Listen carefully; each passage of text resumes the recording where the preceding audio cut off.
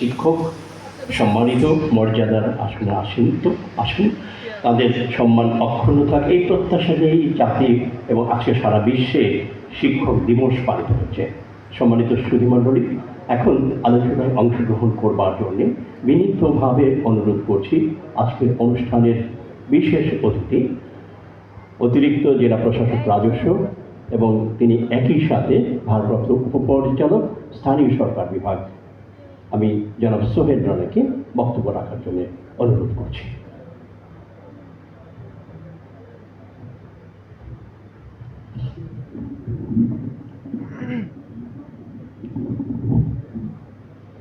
বিসমিল্লাহির রহমানির রহিম।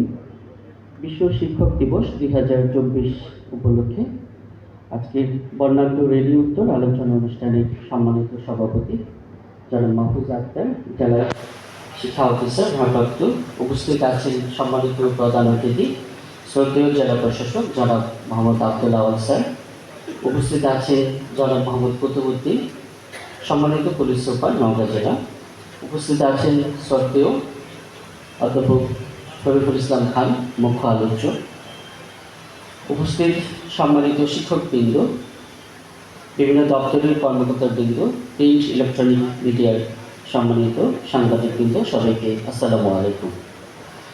আজকের যে শিক্ষক দিবস, সেই দিবসে যে প্রতিপাদ্য আছে শিক্ষকের কণ্ঠস্বর, শিক্ষায় নতুন সামাজিক অঙ্গীকার। আমি আজকের যে প্রতিপাদ্য তার দ্বিতীয় অংশ, শিক্ষায় নতুন সামাজিক অঙ্গীকার, এই বিষয়ে একটু আলোকপাত করতে চাই। আমরা জানি যে 2024 আমাদের বাংলাদেশের জাতীয় জীবনে একটি বিশেষ সংখ্যা নয়, একটি বিশেষ বিষয় হিসেবে আমাদের কাছে ধরা দিয়েছে। 24 আমাদেরকে নতুন বাংলাদেশ গড়ার প্রত্যয় জুগিয়েছে। নতুন বাংলাদেশ গড়ার পেছনে আমাদের ছাত্রদের যে আত্মত্যাগ, তাকে গভীর শ্রদ্ধায় স্মরণ করছি। এই ছাত্ররা হঠাৎ করে রাস্তায় নামেনি, তাদেরকে কেউ তৈরি করেছে, তাদেরকে কণ্ঠস্বরকে উজ্জীবিত করেছে আমাদের এই শিক্ষক সমাজ। তো শিক্ষকদের এই যে অবদান, সেই অবদান আমাদের মহান মুক্তিযুদ্ধে ছিল। আমরা সবসময় আমাদের স্বাধিকারের প্রশ্নে উচ্চকিত ছিলাম, আমরা আমাদের অধিকারের জন্য রক্ত দিয়েছি। সেই মহান কারিগর হচ্ছেন আপনারা শিক্ষকরা, তা আপনাদের শ্রদ্ধা জানাই। আজকে আমাদের পূর্ববর্তী বক্তারা শিক্ষকদের যে বঞ্চনার কথা, শিক্ষকদের যে দাবি দেওয়ার কথা বলেছেন, আমাদের মাননীয় প্রধান অতিথি এখানে উপস্থিত আছেন। স্যারের মাধ্যমে সরকারের দৃষ্টি আকর্ষণ হবে বলে আমি বিশ্বাস করি। একটি বিষয় আমি দৃষ্টি আকর্ষণ করব আমাদের জেলা শিক্ষা অফিসার মহোদয়ের প্রতি। নওগাঁয় কিছুদিন, 1 বছর যাবৎ দায়িত্ব পালন করতে গিয়ে, বিশেষ করে 5ই আগস্টের পরে শিক্ষা প্রতিষ্ঠানগুলিতে যে আনরেস্ট হয়েছে, সেখানে কাজ করতে গিয়ে যে বিষয়টি আমার মনে হয়েছে যে শিক্ষকদের মধ্যে ঐক্যের অভাব আছে। এই জায়গাটি আমাদের সংস্কার করতে হবে। শিক্ষকরা তাদের মর্যাদার বিষয়, তাদের অধিকারের বিষয় যেন সবাই ঐক্যবদ্ধ থাকে। ব্যক্তিগত হিসাব নিকাশ যেন শিক্ষকদের উপরে কোনো কালিমা লেপন না করতে পারে, এই বিষয়ে আমাদেরকে সতর্ক থাকতে হবে। যে বিষয়টি আমি শিক্ষা অফিসারের দৃষ্টি আকর্ষণ করার জন্য বলছি, সেটি হচ্ছে আমাদের শিক্ষা প্রতিষ্ঠানগুলো পরিচালনার ক্ষেত্রে যথেষ্ট পরিমাণ প্রশিক্ষণ নেই। আর্থিক বিধিবিধান এবং শিক্ষা প্রতিষ্ঠানের যে নিয়মকানুনগুলো থাকার কথা, সেগুলো সঠিকভাবে প্রতিপালিত হয় না। তার একমাত্র কারণ হচ্ছে প্রশিক্ষণের অভাব আছে। তো আমি আপনার কাছে অনুরোধ করব, যারা শিক্ষার সাথে, বিশেষ করে শিক্ষার প্রশাসনের সাথে কাজ করছেন, তাদেরকে প্রশিক্ষণ দেয়া, তাদেরকে বারবার সুযোগ দেয়া যে এইগুলো যেন প্র্যাকটিস করে। কারণ মূলত অভিযোগগুলো আসে হচ্ছে আর্থিক অনিয়ম থেকে বা কোনো নিয়মের ব্যতিক্রম থেকে।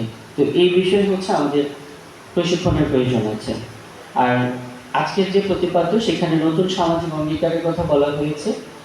আমাদেরকে বুঝতে হবে যে আমাদের সমাজের চাহিদা কী, আমরা কী জন্য আন্দোলন করেছি, আমরা নতুন বাংলাদেশ গড়ার জন্য আমাদের ছাত্রদেরকে আমরা কীভাবে শিক্ষা দিব, এই বিষয়গুলো আমাদের স্টাডি করার প্রয়োজন আছে।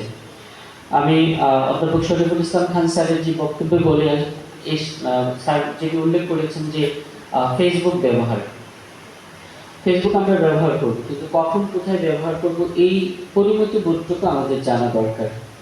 আমাদের ছাত্রছাত্রীরা যখন ক্লাসে আসে, প্রায় অভিযোগ আসে যে তারা ক্লাসে ডিভাইস নিয়ে আসে, ডিভাইস সে ব্যবহার করে কিন্তু ক্লাসের বাইরে। ক্লাসের জন্য হচ্ছে ছাত্রছাত্রীরা মনোযোগী হয়, সেই ধরনের মেকানিজম মনিটরিং আমাদের বাড়াতে হবে।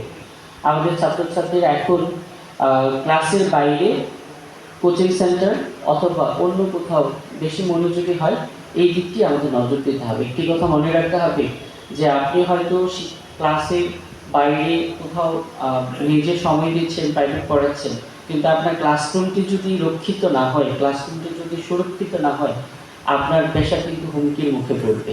যদিও কথাটি আপনাদের অনেকেই দ্বিমত করবেন, কিন্তু আমি বিনয়ের সাথে বলছি আপনাদের কাছে যে ক্লাসরুমকে আপনি সবচেয়ে বেশি গুরুত্ব দিবেন। আপনি ক্লাসে সর্বোচ্চটি দেওয়ার চেষ্টা করবেন। তারপরে যদি কেউ আপনার কাছে অনুরোধ করে যে আমি আর একটু বাড়তি পড়তে চাই, সেটি ভিন্ন বিষয়। কিন্তু ক্লাসরুমকে যদি আপনি গুরুত্ব না দেন, তাহলে আপনার মহান যে পেশা, সেই পেশা কিন্তু হুমকির মুখে পড়বে, আপনার সম্মানের হানি ঘটবে। তো আজকে এই বিষয়গুলো আপনাদের দৃষ্টি আকর্ষণ করছি।